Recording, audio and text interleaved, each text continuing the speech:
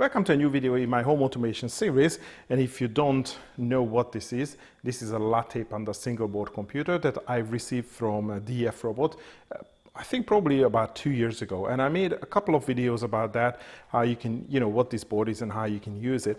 And I haven't found a good use for this board, and I've seen so many videos where people are building cyberdecks, these mobile, usually Raspberry Pi based computers that you can use it as a second laptop for your projects. And I thought I should be able to do something for myself, and for that I think this LattePanda is going to be ideal. So this video is about some of the extra stuff that I ordered from DFRobot. Well, by the way, these are the products that were sent by DFRobot, so thank you for these products. And well, I already have the LattePanda, obviously. So what I needed is I needed a display. So I have this 7-inch IPS display, which was designed for the LattePanda. It comes separate with a digitizer or like a touch control, which goes on top. I also had issues with this Wi-Fi antenna that was supplied with LattePanda, and they have this big beefy antenna, so I ordered that one as well. And in order to battery power this unit, I also have this charger module, and I'm going to supply batteries for that. So that's going to consist my cyberdeck, which is, I don't know, probably I'm going to call it PandaDeck.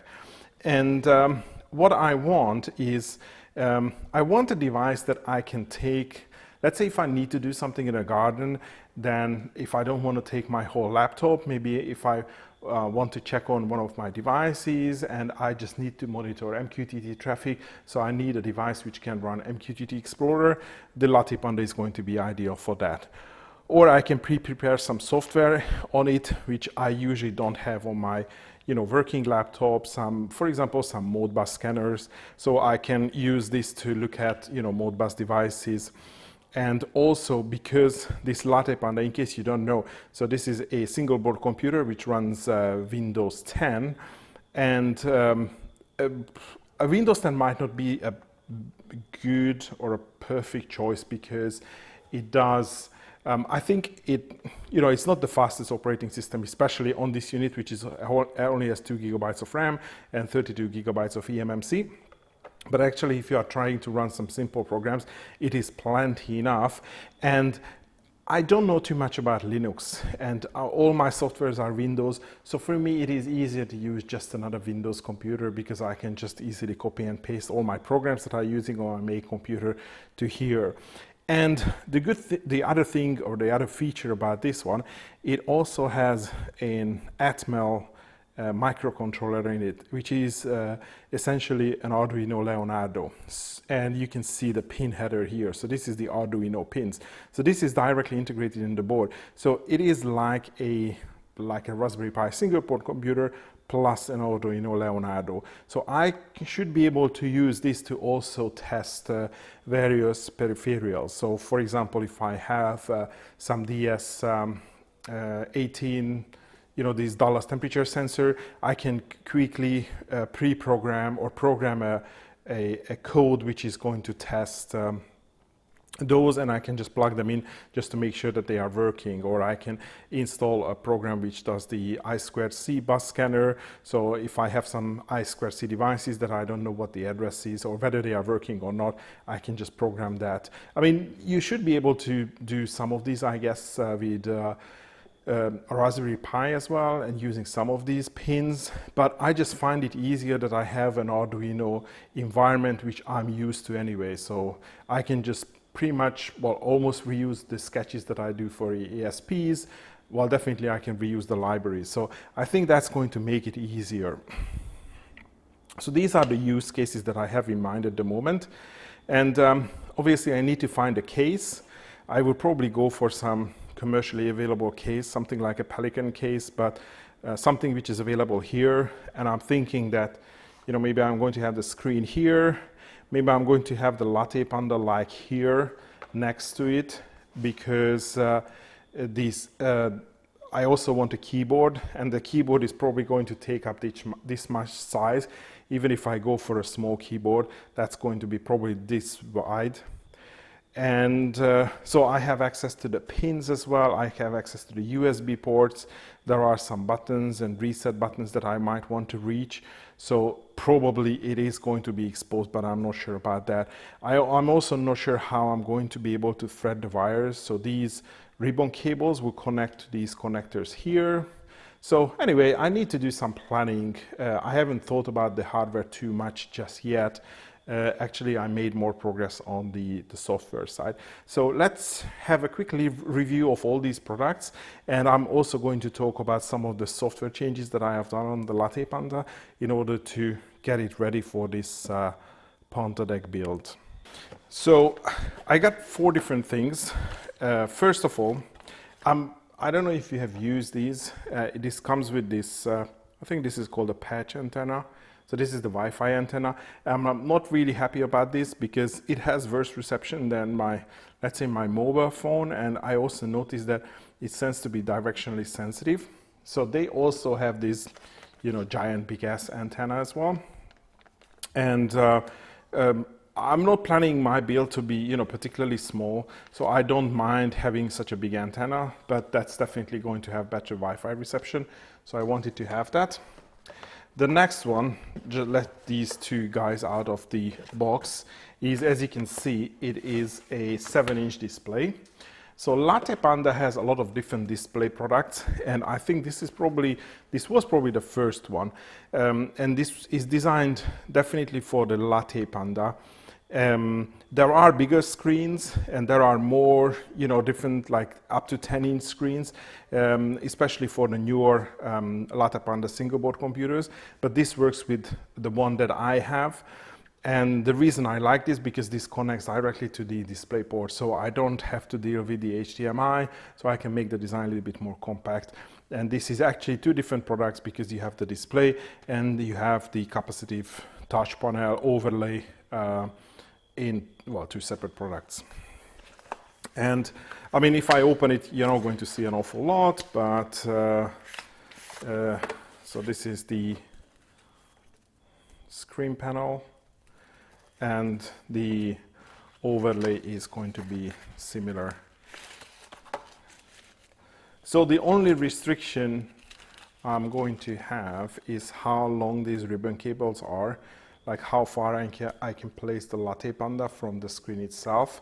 So I think that's going to be restrictive because since I want to have access to the expansion ports, I probably want to have it like next to the screen. Maybe I have the screen like here and the LattePanda here, maybe, partially visible. And the other thing I'm going to have is some sort of like, small keyboard. And I think I'm just going to buy some off-the-shelf keyboard. And the smallest one that I sort of liked, and also what is locally available here, was probably going to be this size anyway. So I have this extra space here, so I might just use it. But I still, I'm not decided on the final design because okay, I might need to have access to these these ports here and these ports here. I'm probably not going to use these breakout boards because I don't have these, special connectors anyway. And these are just breakout for the pins that are available here as well, plus 5 volts and ground. So I'm thinking that maybe I'm going to make a small PCB, which is going to have like specific, pre-made connections for typical OLED screen layouts, like, ground VCC, SDA, and SCL. And there are usually combinations whether the ground comes first and then VCC or the other way around. So, and if I do that, maybe I can connect it to a ribbon cable so this can stay under the screen, and I can have just the board to come out here onto the side. But then I also want to have access to all these additional ports, but maybe I'm just going to buy a USB splitter so I don't have to have physical access to here. And probably the keyboard is going to be like a Bluetooth keyboard, so that's going to take 1 slot. And the last thing that I got, because I also want this device to be mobile, I need to be able to power it, and I have this Lipo charger module. So I think this can supply like something like 2.5 amps, and it has all the connection to a Lipo battery module, and it does all the, you know, the charging, discharging, and voltage protection and everything. So, and I should be able to charge it using a micro USB and take the power from here, which then I can connect to the LattePanda. So this is going to be a good, you know, self-sustaining solution within the box. And I already have a couple of 18650 batteries, so that should be able to power this one. And I guess I can just easily scale it with the 18650 depending on how much power I need. And before I start the assembly, there is one small reservation that I'm not really sure if that's going to be a showstopper for this project. Is that, as I said, you know, I would like to use the Arduino for various things. And let's say you want to test peripherals, and then you change the sketch, and then you connect the peripherals. But of course, I mean, you know, the Arduino is within the single board computer, so I mean, I can't power off the Arduino on its own, which means that it's going to be running. I'm going to be flashing, you know, a new firmware to the Arduino, but then I will be plugging some peripherals in and out. And I'm not sure if you're supposed to do that, you know, change peripherals, change things that are connected to the pins while the computer is running.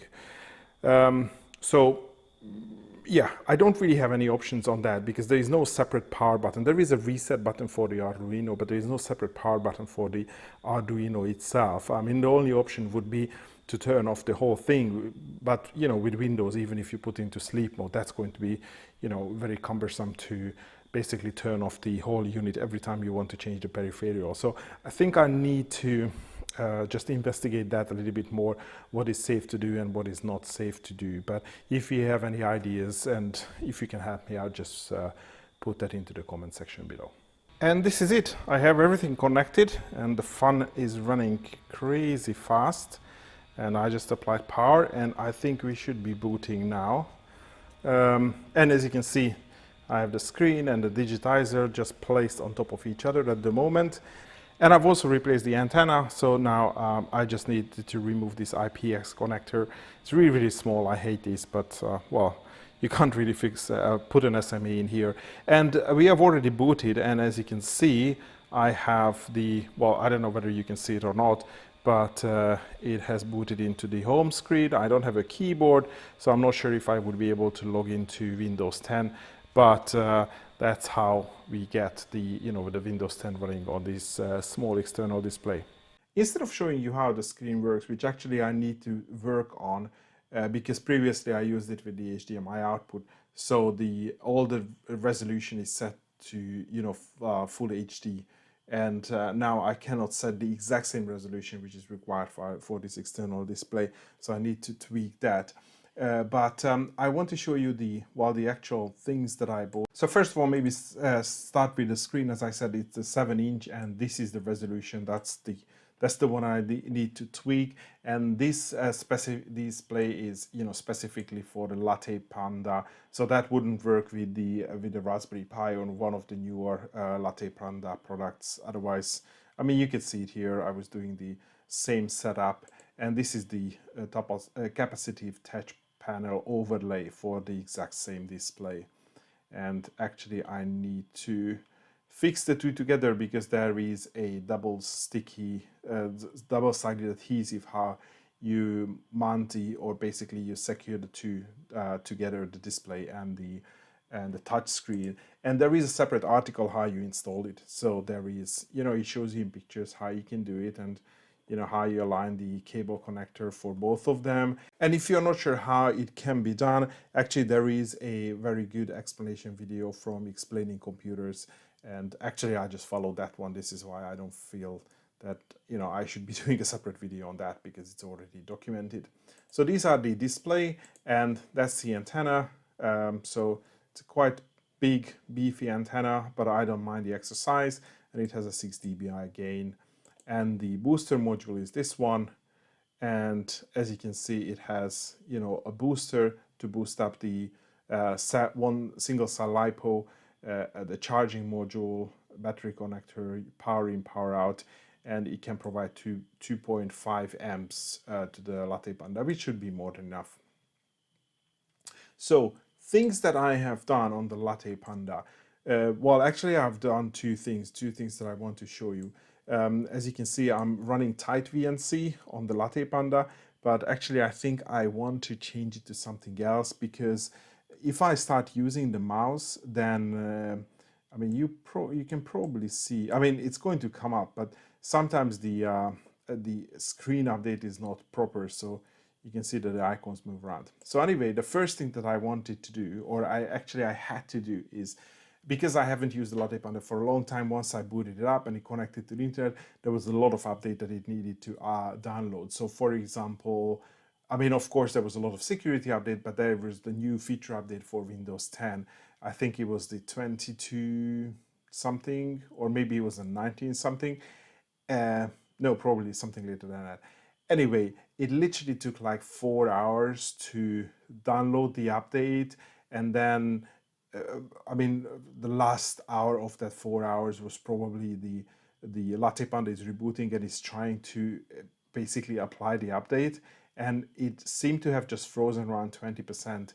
And I tried it a couple of times, and I realized that I don't need the new features. I just want to get rid of it. And this was the way, or at least I found this solution, which seems to sort of disable the feature update. So in the registry, in this key, so the local machine software policies Microsoft Windows update, you create these two registry entries, which basically restricts it tells the update to keep on the 2004 or the 2004 release. So it will still install the security updates, but not the feature updates. I hope I understood it correctly.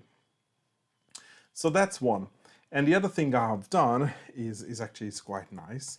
I found this example on I think it's Stack Overflow, how you can create a simple script to create a menu, and this is running in some sort of script in PowerShell. So I can configure a batch file where I can configure these. I mean, these are the example ones that I use, so the format C and the send spam. And I can execute, oh sorry, if I select one, then it's going to do something. So what I have done is, if you select any of these, then the system is going to create, or actually what it's going to do, oops, oh, of course I'm in the LattePanda window. So sorry, I was a little bit too slow. So what the system was doing is, first of all, it launches a text file. And then what it was doing in the background was actually refreshing the firmware on the AVR chip. And then it launches PuTTY on COM5, and it starts displaying the serial output. So this is the that would be my method how I can use the Arduino to test various codes and hardware. So the idea is that I would have a bunch of utilities that I pre-configure on the LattePanda, or let's say pre-compile, and then I have a big set of batch files which basically just upload the hex file into the Arduino IDE. And that is actually already working. So you can see here that okay, this is the batch file. And then when I select, sorry, the menu file, and when I selected one option, I mean, this is just test data, keep in mind, then it starts the upgrade procedure, and it finds the Arduino COM port. And there is something special with this Arduino Leonardo, because you have to set up a, in the COM port, you have to connect on baud rate 1200, and then you have to disconnect immediately. That reboots the Leonardo into the flashing mode, which is going to be a different COM port, so that's COM3. And once that COM port is available, then we can run the firmware update. And actually, if you are running Arduino, you have an option to switch on the mode where you can see all the commands that the Arduino actually sends out, and you can find out how the Arduino itself is flashing your your microcontroller or ESP or basically any microcontroller. So basically I just copy and pasted that code into my batch file, and this is how I found how the Arduino IDE is storing the hex files that it in a temporary folder, so I can easily just grab that hex file. So if you come to preferences, you have this option here to show variables output during upload, and then if you upload this sketch, which I don't want to do because I don't have any hardware connected to my laptop, but basically here you would see a very long command, which the command itself is called, or the executable is called AVR-dude. I hope I'm correct. So that's what it does. So it uploads the new firmware, it shows this text file, and I thought I'm going to use this text file to document how to use this program, what it's going to do, and if it requires some peripherals, then how you connect your display or sensor to the LattePanda or the Arduino, and then all the code is going to design to show the output in the serial console. So it just opens PuTTY with the the COM5 all the time, and that's it. And it is working already. So it's so easy because I just select it from the menu, and I select something else. Then it uploads a different firmware, and it just opens the how do I get out? Control C. Yeah. So it just okay, maybe I need to find out how I can get out of this menu. So you can see this is how it flashes the Arduino, and now the serial monitor is up and running again, which is just PuTTY, as you can see here. And so I mean, I was working on this for a couple of hours, and it was just basically looking up a few different articles in, it was mostly I think Stack Overflow. Let me just quickly show you. So PandaDeck, so there is a menu.batch file where I created my menu option, and for all the menu options there is a command which is basically calls another batch file in a directory. And I've created this serial test. So you can see that I have the hex file, I have the text file which is going to launch in a separate notepad, and I have the start.batch file, which is, I even left the Stack Overflow article here. So it calls, so this bit is basically just the, switch the COM port and, switch to these, flashing mode. And this is the AVR-dude executable. So that's where it is stored. I mean, Arduino IDE is already installed on LattePanda, so I can do some, other testing. And then you have a configuration file, which is also coming from the Arduino. And then finally, you have to find, you have to specify the hex file as well. And as I said, I just noticed what is the hex file when I was flashing this example using the Arduino on the LattePanda, and then from the log I was able to find that hex file. I just basically copied from one of the, I think he creates it in some sort of temporary directory. I renamed it, I put it into my folder, and that's it. And this is how you can start PuTTY on using serial on a specific port and specific baud rate. And I also had to add this short timeout because it just literally takes a little bit of time until the Arduino reboots after the flashing, because if you leave this timeout out, then by the time PuTTY starts, the COM port is not yet available, so then it's not going to work. But everything else works. So this is a nice set of batch files, and I could easily create multiple, folders with a different hex files and a text files and a batch file, which could, I mean, the batch file is probably going to do the same thing. But if I want to have a different process, then, I can do whatever I want in this batch file. So I think it should be a nice and easy solution, and it's easy to modify because everything is stored in a batch file. I don't have to recompile code or anything like that. So that's the idea. This is where I'm at the moment, and I'm not really sure what the next video is going to be. Probably once I have learned the screen running, I will probably try to think about layout, and based on that layout probably start or looking for some case. I would probably just go into some local shops and try to shop for a case, and we take it from there. So I think that would be all for today. If you are interested in any of these bits, I'm going to leave the links in the video description. But that would be all for today. Thanks for watching, and hopefully see you in the next video.